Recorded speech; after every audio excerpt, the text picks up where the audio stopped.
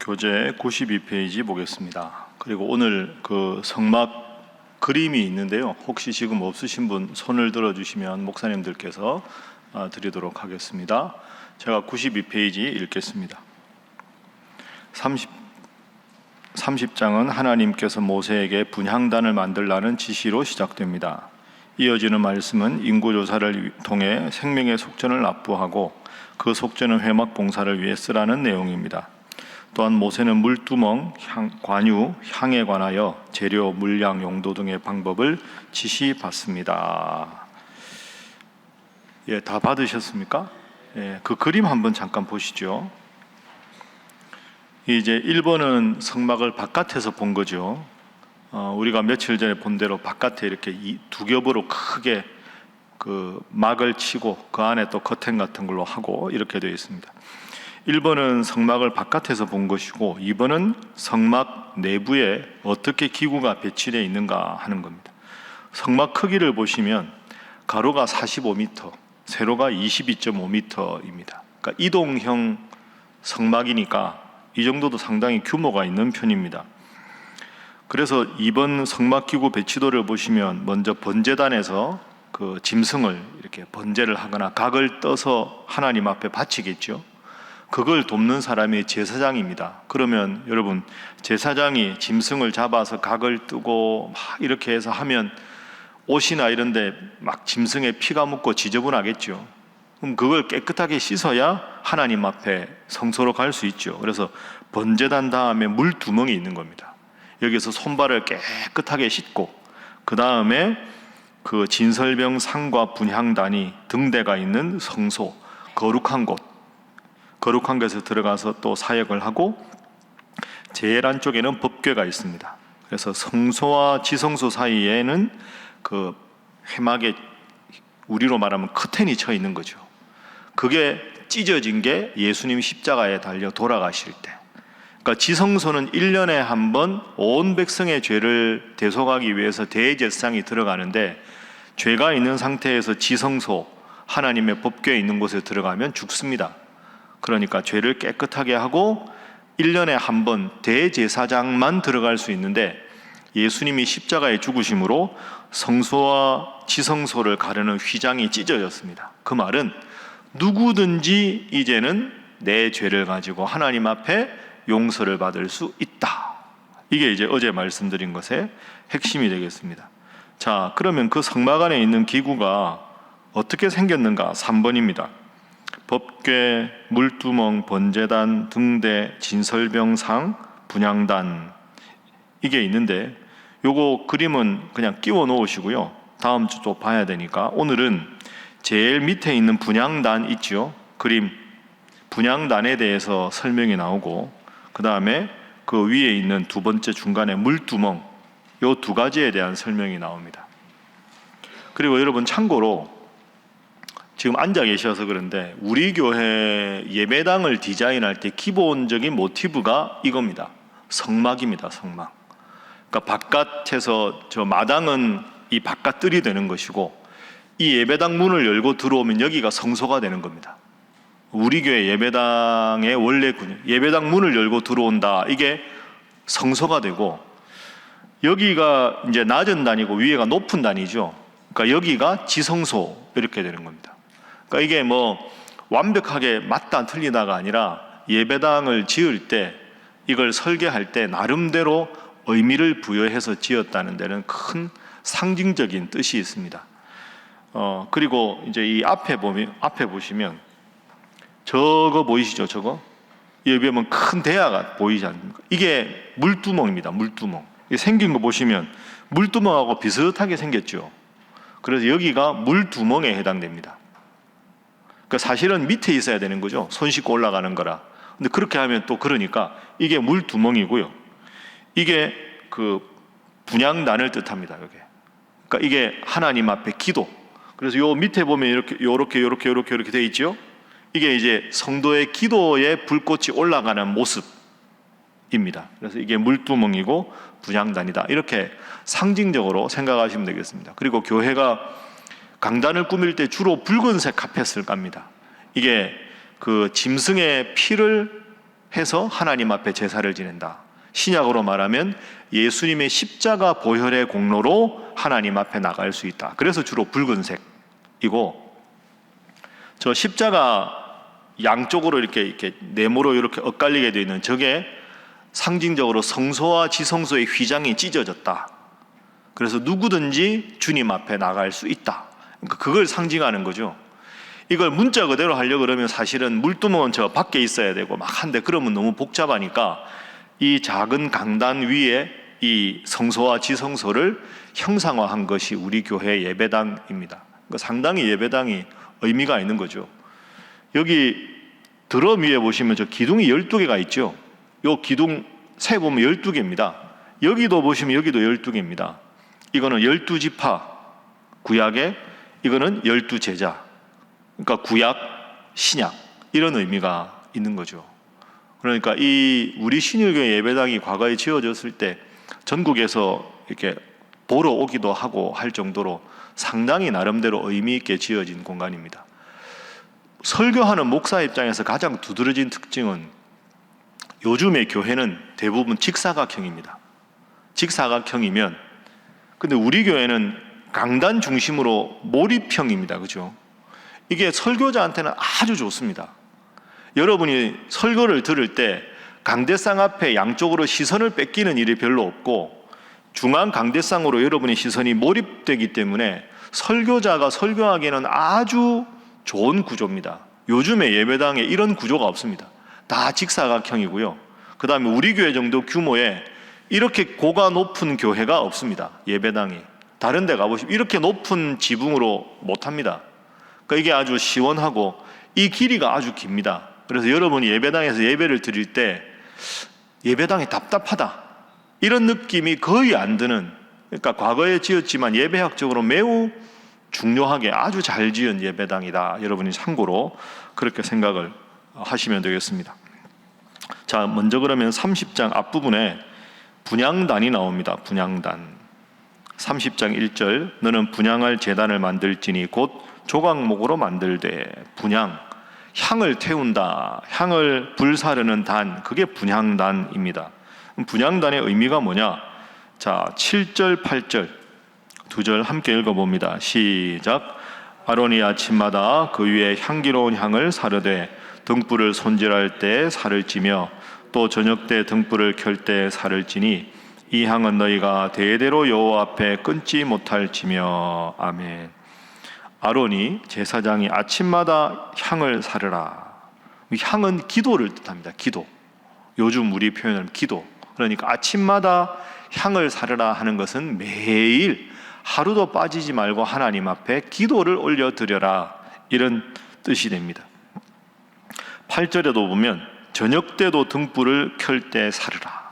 아침에도 기도하고 저녁에도 기도하라. 그뿐 아니라 이 향은, 이 기도는 대대로 여호와 앞에 끊지 못할지며 대대로 하나님 앞에 기도를 드려야 한다. 이게 이 분향단의 아주 중요한 의미입니다. 예. 향이 뭘 뜻한다고요? 기도. 매일 정기적으로 아침 저녁으로 하루도 빠짐없이 대대로, 이게 분향단의 의미입니다. 하나님 앞에 늘 깨어 기도하라. 첫 번째 기도 제목은 깨어 기도하는 성도가 되게 하소서 하는 것입니다. 깨어 기도하는 성도가 되게 하소서. 다음에 언제가 될지 모르지만 한번 이 성막의 구조에 대해서, 의미에 대해서 한번 말씀을 여러분들하고 좀 나눠볼 필요가 있겠다 싶습니다. 언제가 될 때 하나님 때를 주시면, 오늘은 핵심만. 그래서 분향단의 향은 기도다. 아침 저녁 정기적으로 하루도 빠짐없이 계속해서, 그리고 대대로 영원히 기도해야 한다. 이것이 분향단의 의미다. 오늘도 이렇게 새벽기도 오셨습니다. 날마다 기도의 향을 하나님 앞에 올려드리는 여러분 되시기를 주님 이름으로 축복합니다. 자, 그리고 두 번째는 속전에 대한 내용이 나옵니다. 11절에 보면 여호와께서 모세에게 말씀을 하십니다. 이스라엘 자손의 수요를 조사하라. 그리고 수요를 센 다음에 그 사람들에게 생명의 속전을 여호와께 드려라. 이유는 계수할 때 그들 중에 질병이 없게 하려 함이니라. 자, 이렇게 나옵니다. 그러면 왜 생명의 속전을 바치라고 했느냐? 16절. 자, 함께 16절 읽어봅니다. 시작. 너는 이스라엘 자손에게서 속전을 취하여 회막 봉사에 쓰라. 이것이 여호와 앞에서 이스라엘 자손의 기념이 되어서 너희의 생명을 대속하리라. 아멘. 그러니까 하나님께서 회막을 만드시고 회막을 만들고 앞으로 하다 보면 회막을 유지하는 비용이 들지 않겠습니까? 예를 들어서 청색, 자색, 홍색 실이 있었는데 그게 좀 해지거나 기름을 새로 하거나 이렇게 되면 성막을 유지하고 보수하는 데 드는 비용이 필요하겠죠. 그 비용을 어떻게 하라고 하느냐? 12절에 각 사람의 숫자를 세서 생명의 속전을 드리라. 속은 대속한다. 저는 돈, 내 생명값을 하나님 앞에 드려라. 그러니까 쉽게 말하면 성막을 유지하고 보수하는 모든 비용은 너희가 많게도 적게도 말고 하나님 앞에서 돈을 바치라. 그게 16절이죠. 회막 봉사를 위해서 속전을 취하라. 여러분, 이것은 거듭 말씀드리지만 내가 너희를 출애굽을 시켰으니까 내가 이만큼 해줬으니 너희 이만큼 하라, 이런 뜻이 아닙니다. 하나님이 무슨 돈이 필요하시겠습니까? 하나님이 회막 유지 보수하는데 돈이 있어야 하시는 분이 아니지요. 이 우주를 창조하신 하나님이 회막 보수하는 거는 하나님이 그냥 하셔도 되는 겁니다. 이게 무슨 뜻이냐 하면 속전이 나의 생명도 하나님께 왔고 애굽에서 종노릇하는 나를 하나님께서 구원하셨고 낮에는 구름 기둥 밤에는 불 기둥으로 인도하셨고 만나를 주시고 메추라기를 주시고 목마를 때 반석을 쳐서 물을 주시고 수많은 대적을 무찌르게 하셨고, 그래서 오늘 내가 있는 이 모든 것은 다 하나님의 은혜입니다. 그 은혜에 감사하는 상징적인 의미로 속전을 바치라 하는 겁니다. 그러니 이게 오늘날로 말하면 넓은 의미로 보면 헌금하는 거죠. 봉헌하는 것. 그러니까 봉헌은 하나님께서 내가 이만큼 해줬으니 너희도 나한테 이만큼 바쳐, 그런 쌍방적인 게 아닙니다. 내 생명도, 오늘 내 직장도, 내 가족도 모든 게 하나님의 은혜인데 다 하나님께 바쳐야 되는데 다 내가 거두지 않겠다. 상징적으로 이 모든 것이 하나님 은혜구나 라는 걸 기억하며 살아가라. 그게 헌금의 의미입니다. 그래서 오늘 두 번째 교훈은 봉헌은 감사의 표시임을 기억하게 하소서. 봉헌은, 헌금은 감사의 표현임을, 감사의 표시임을 기억하게 하소서 하는 것입니다. 그러니까 여러분이 앞으로도 헌금하실 때 이걸 꼭 기억하셔야 합니다. 헌금할 때 11조 한다고 막 아이고 이거 아깝다고 손이 부들부들 떨리고 그 바람직한 게 아닙니다. 사실 하나님이 10에 10조를 다 달라고 해도 우리가 할 말이 있습니까? 오늘 하나님께서 우리의 생명을 취하셔도 우리가 할 말이 없습니다. 헌금은 감사의 표현이고 최소한의 표현입니다.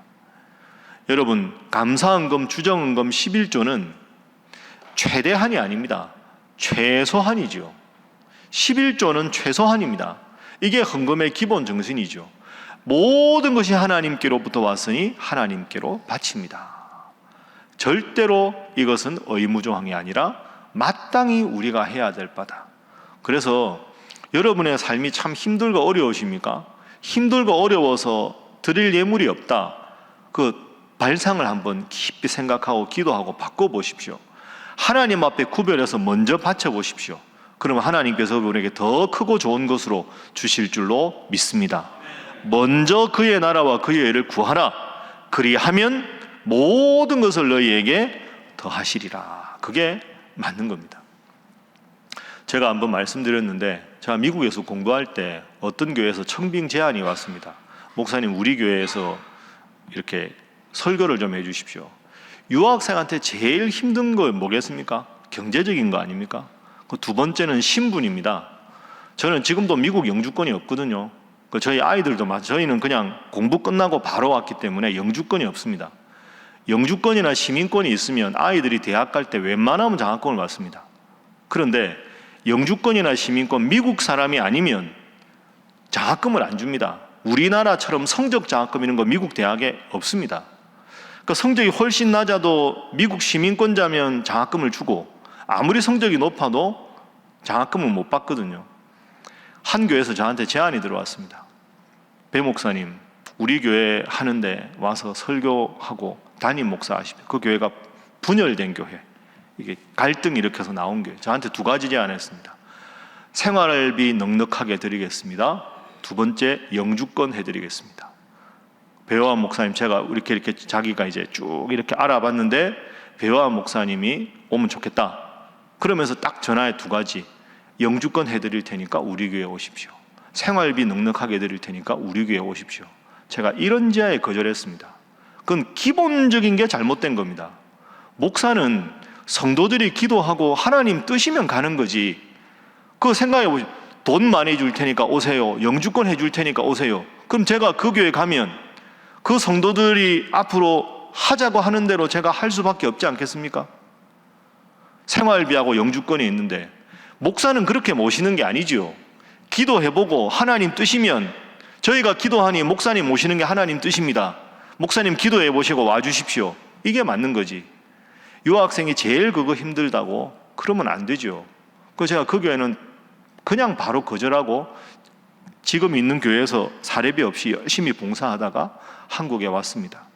여러분, 제가 왜 이 말씀 드리느냐, 우리가 이만큼 하니 당신도 이만큼 하십시오, 그거 아닙니다. 여러분이 헌금하기 때문에 목회자가 살아가는 게 아닙니다. 여러분이 헌금하기 때문에 교회가 유지된다는 건 잘못된 발상입니다. 헌금은 교회 유지를 위해서 하는 게 아니라 하나님 은혜 감사해서 하는 것이고, 하나님 은혜 감사해서 한 헌금을 당회가, 재정위원회가 위탁받아서 하나님 보시기에 부끄럽지 않게 사용하는 것이지, 내가 헌금했으니 나에게 발언권이 있고 내가 헌금을 부자라 돈을 많이 했으니 우리 교회의 발언권이 크다, 매우 세속적인 생각입니다. 잘못된 거죠. 헌금은 하나님 은혜 감사해서 하나님 앞에 기꺼이 바치는 게 헌금이다. 꼭 기억하시고 세상적인 생각이 아니라 은혜에 대한 감사로 주님 앞에 드리는 일을 기뻐하는 여러분 되시기를 주님 이름으로 부탁합니다. 자, 마지막 세 번째는 물두멍입니다. 이제 분향단이 나오고 물두멍이 나오는데요, 17절 18절, 자, 두 절 함께 읽어봅니다. 시작. 여호와께서 모세에게 말씀하여 이르시되 너는 물두멍을 노수로 만들고 그 받침도 노수로 만들어 씻게 하되 그것을 회막과 제단 사이에 두고 그 속에 물을 담으라. 아멘. 아까 보셨죠? 번제단에서 번제를 하고 성소에 들어가기 전에 몸을 깨끗하게 씻고 들어가는 것, 그래서 물두멍에 물을 채운다, 이렇게 되어 있습니다. 이건 어떤 뜻일까요? 하나님 앞에 나올 때 정결하게 나와야 한다, 이런 뜻이죠. 하나님 앞에 예배드리기 전에 하나님 앞에 죄를 용서받고 하나님 은혜 감사하고, 그러니까 세상 속에서 온갖 생각, 복잡한 생각 그대로 두고 예배당에 앉아 있으면서 세상적인 생각하는 게 아니라 하나님 앞에 내가 예배드릴 자세가 되었는가, 몸도 마음도 정결하게 나와서 하나님 앞에 기도하고 예배드려야 한다. 그렇게 하지 않으면 21절, 그 수족을 씻어 죽기를 면하라. 하나님께서 안타깝게 여기신다. 그 세 번째 기도 제목은 늘 주님 앞에 정결하게 나오게 하소서 하는 것입니다. 정결한 몸과 정결한 마음으로. 그래서 오늘 두 가지 중요한 분향단의 향은 기도다. 늘 하나님 앞에 기도하고 하나님 앞에 예물은 감사의 표현으로 기꺼이 드리는 것이고, 물두멍은 우리가 주님 앞에 정결하게 나오는 것이다. 꼭 기억하셔서 하나님 앞에 예배 드릴 때마다 하나님의 큰 은혜를 체험하고 날마다 은혜 가운데 살아가는 여러분 되시기를 주님 이름으로 축복합니다. 기도하겠습니다. 하나님, 늘 정기적으로 대대로 영원히 기도하는 자가 되게 하여 주시옵소서. 우리가 하나님 앞에 예물 드리는 것이 하나님의 은혜에 대한 감사의 표심을 늘 기억하며 늘 주님 앞에 거룩하고 정결한 삶을 살게 하여 주시옵소서. 그런 우리 신일교회, 정말로 하나님께 영광 돌리는 예배가 늘 드려지는 우리 신일교회 되게 하여 주시옵소서. 오늘 수요 기도회를 위하여 여러분 각자의 제목을 놓고 다 함께 주님 앞에 기도하겠습니다. 주여 믿습니다. 주여 믿습니다. 주여 믿습니다.